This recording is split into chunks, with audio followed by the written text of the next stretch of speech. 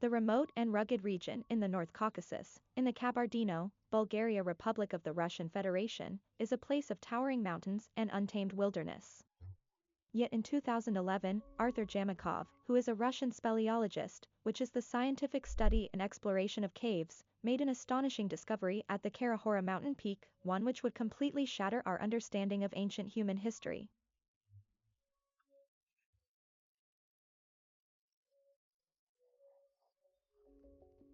There he found a deep, narrow, vertical shaft, seemingly swallowed by the earth itself. It was made of parallel stone slabs that seemed perfectly geometrical, as if they were artificially made. Zhemukhov and his team decided to venture deeper, and what they discovered within the shaft was nothing short of extraordinary. The walls were straight and polished, extending 40 meters, or 130 feet deep into the mountain before opening into a wide underground hall with a height of 36 meters, about 118 feet.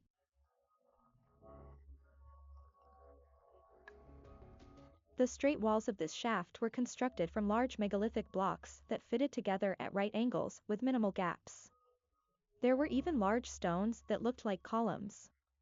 Overall, the explored dimensions of the shaft from the upper part all the way to the lower platform span more than 100 meters, around 350 feet.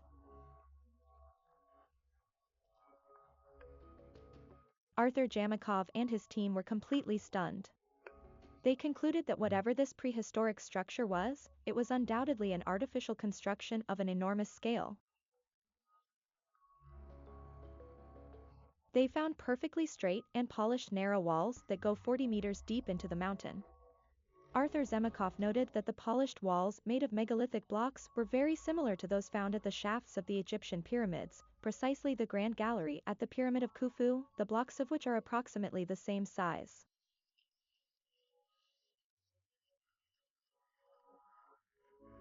And like the advanced ancient structures of Egypt, this ancient gallery also most likely served some kind of advanced technological function and was probably part of a larger structure.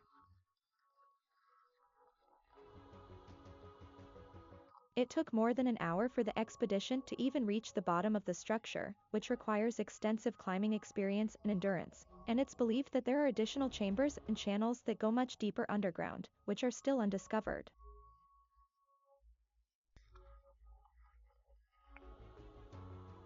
Due to the colossal size of the underground shaft, only a small part of it is explored. The climbers advanced 100 meters deeper and they ran into narrow passages in which they couldn't enter.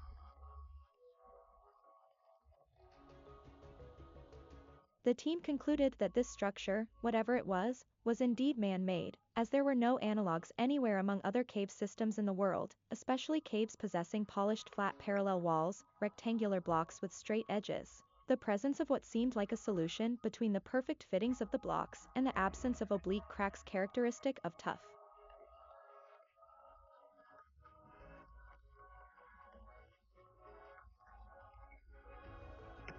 But how is this possible? How could gigantic 200-ton, perfectly flat stone blocks be assembled with such precision into such a narrow shaft deep underground?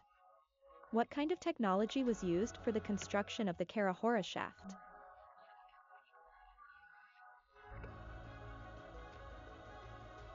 Additional expeditions inside the shaft were made by Vadim Chernobrov, head of the Kosmopoisk, which is an organization that researches different anomalies in Russia.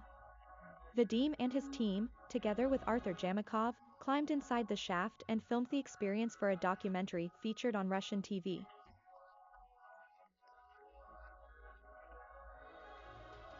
Chernobrov even mapped the discovered parts of the shaft, carefully measuring the dimensions and scale of the site. Here is a photo of the map made by Chernobrov. As you can see, this does not look like any other known cave anywhere in the world. And here we can see a 3D demonstration of the shaft from the channel of Vladislavskoye, where the site is placed next to a Soviet space rocket.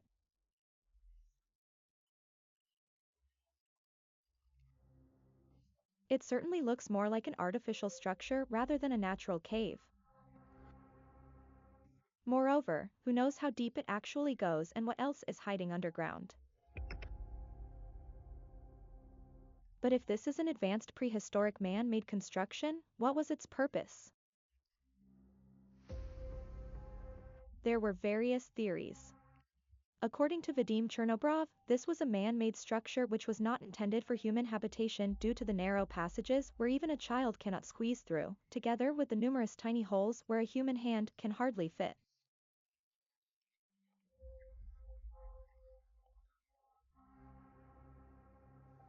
He noted that each such mini cavity goes far into the depths where even the lights from the flashlights do not reach the bottom. This led him to believe that this structure had a technological purpose. He noted that the mysterious cavities inside the Egyptian pyramids, which he visited numerous times, were also not intended for the movement of people and served some kind of technological purpose.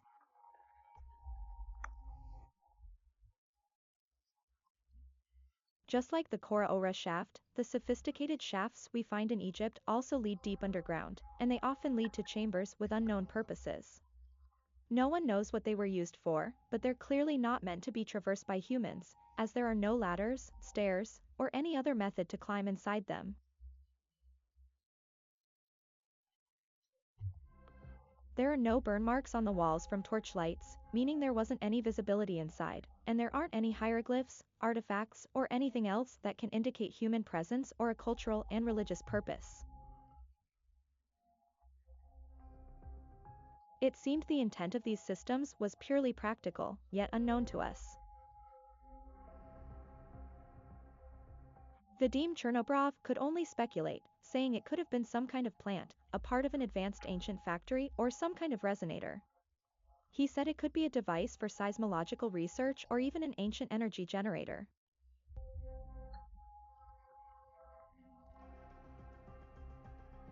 Other researchers brought different theories, believing this was the underground part of a long-lost pyramid that once stood on the surface of the mountain, which is now long gone. Climbers who went inside believed the place served some sort of ventilation purpose, as they noted that there was a constant flow of air circulating and coming from beneath.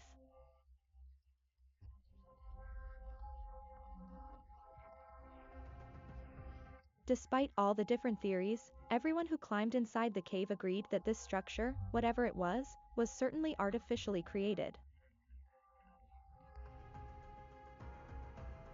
But if this really was part of an advanced underground complex built by a prehistoric civilization, how is it possible that no one had ever heard anything about such civilization in the region?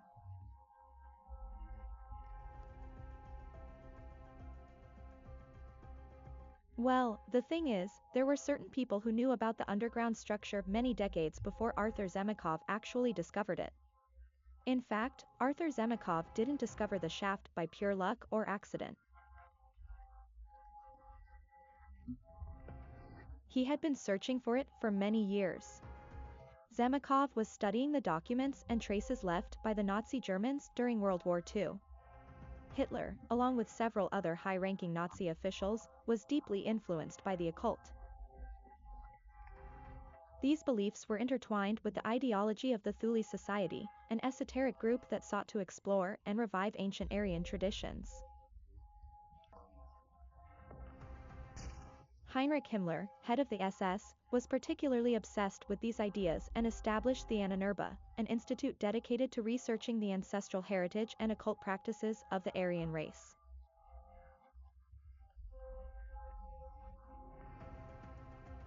The Ahnenerbe, officially known as the Research and Teaching Society for Ancestral Heritage, conducted numerous expeditions to various parts of the world, including Tibet, in search of a mythical underground city known as Shambhala.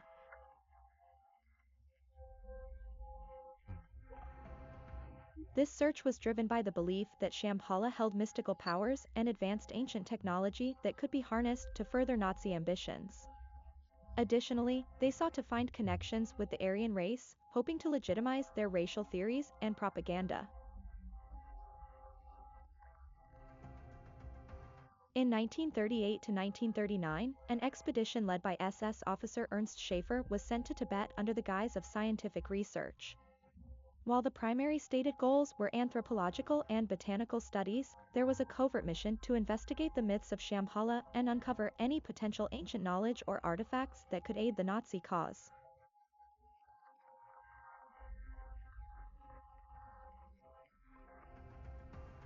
In the summer of 1942, the German military launched Operation Edelweiss, a major offensive aimed at capturing the oil-rich regions of the Caucasus, particularly the Baku oil fields in Azerbaijan. Securing these resources was crucial for the German war effort, as oil was essential for fueling the Wehrmacht's operations.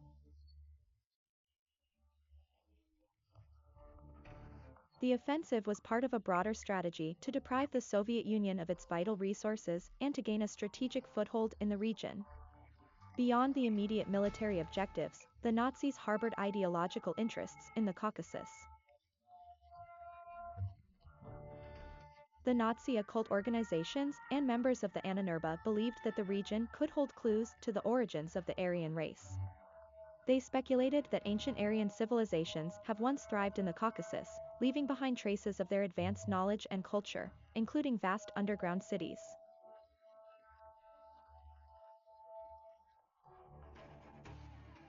It appears that the Germans were very close to discovering the Khara-Hora underground shaft, as in very close proximity to the entrance of the shaft on top of the mountain, there was a swastika carved on a boulder by the Germans.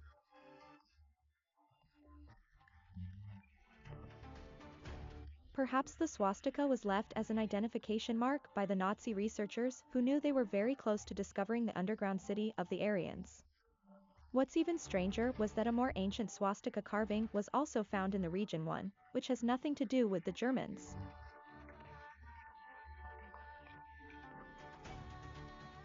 Could this swastika have been left by the advanced ancient civilization that constructed the Khara-Hora shaft? Were the Nazis emulating these people with their swastika and ideology? This was how Arthur Zhemukhov finally discovered the underground complex, not with his knowledge as a speleologist, but with his research into the occult and ancient texts and legends from the region. In fact, he learned that in the North Caucasus, numerous ancient legends about vast underground cities and caves have been passed from generation to generation.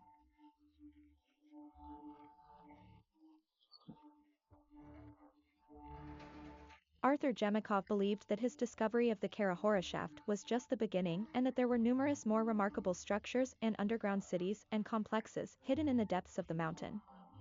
Strangely, just before launching further expeditions in search of these ancient sites, a mysterious tragedy ceased the research.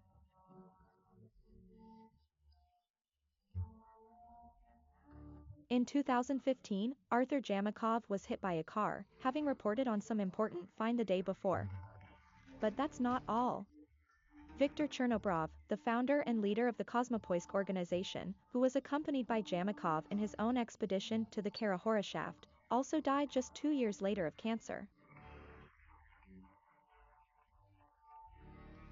There were also 3 more people associated with the research who also died mysteriously. We can't say if all of these tragedies are just a coincidence or something much more.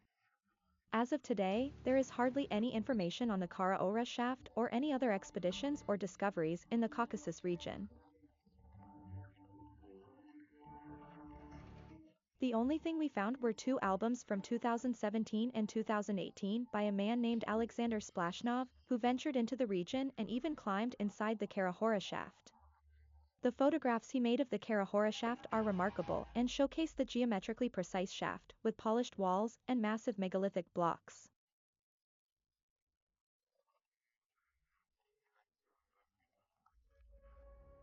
But that's not all that captured Splashnov's attention. He made numerous photos of interesting things he found in the region around the entrance of the Khara-Hora shaft.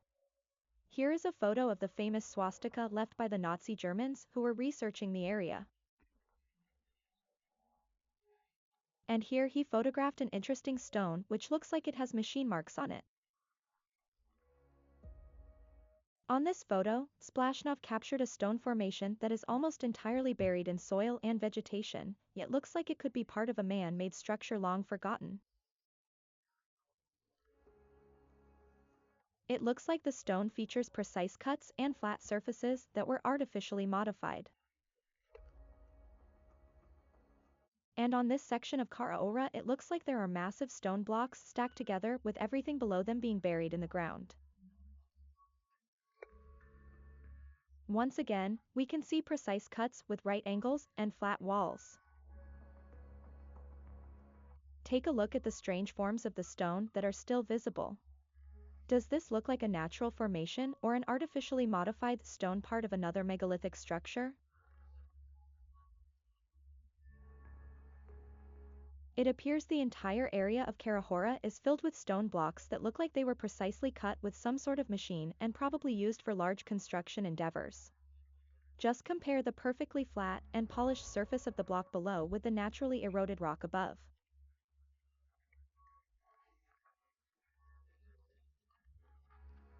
Could this have been an ancient quarry used by the same prehistoric civilization that built the Khara-Hora shaft? Here we can clearly see precise machine marks on the surface of the rock, which were probably left after the extraction of the stone blocks. And look at the precision showcased in this photo where the rocks are joined perfectly together with almost no gap and exhibit these fascinating shapes. We haven't seen any natural formation that look anything like this.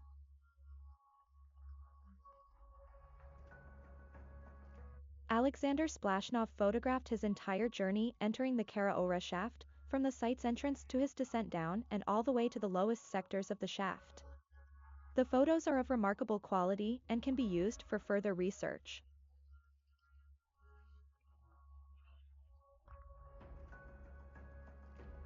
The albums with all of the incredible photos captured by Alexander Splashnov were uploaded to his page at vk.com, which is a Russian Facebook alternative. We'll leave a link to the albums in the description below if you wish to examine them in more detail.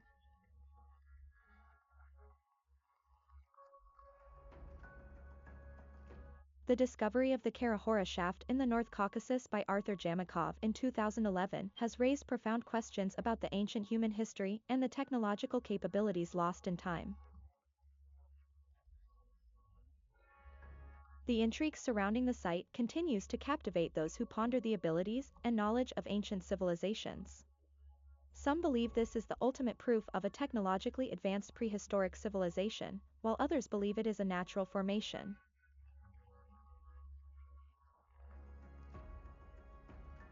Like we already explained, many of the most active researchers of the site have died, and no news about it has been heard in recent years. The true origin and purpose of the Khara-Hora shaft continues to remain a mystery. If one day it is proven to be the product of an advanced ancient civilization, the structure would be one of the largest megalithic sites on Earth.